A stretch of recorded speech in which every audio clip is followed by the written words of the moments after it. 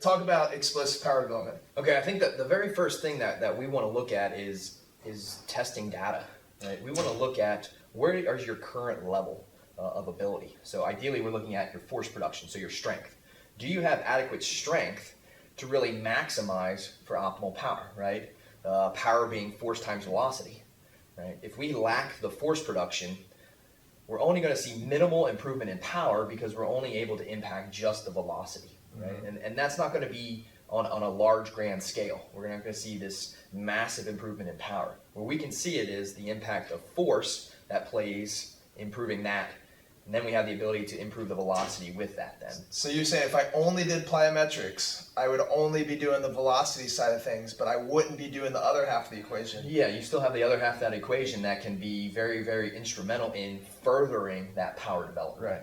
Right. So, with athletes coming in, I think that's very, very important. We see, ideally here we're looking for 1.5 to 2 times your body weight on a squat.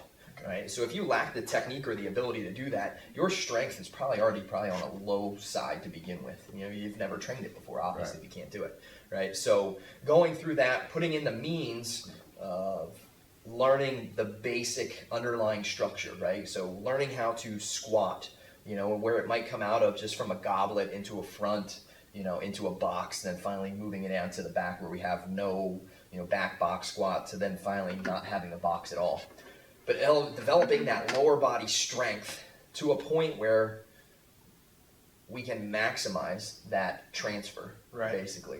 And I think that's the biggest thing first. We want to make sure that we're in that. So is that all we do? Is, are you going to do is strength? No, we're going to go through some velocity because we still can impact it, right, to a degree, but our major impact's going to come from the force. So going through our plyometrics, but those individuals, we're not going to go through the Olympic lifts with that group.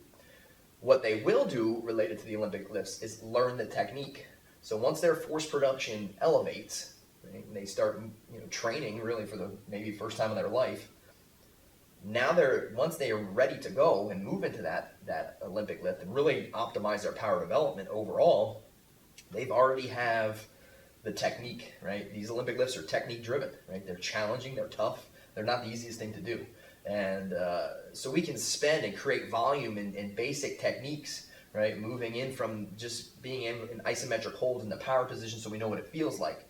Moving from the hip hinge into the power position so we understand that scoop transition. To then, working in the clean pull, up to the clean high pull. There's a lot of breakdown that we can do. So we work into that, into the parts, and then adding the parts together to get to that. And then at that point, as we move with our strength development, as we move with our technique development, it could be year 1, it could be year 2, that we start to see that they're ready to rock and roll.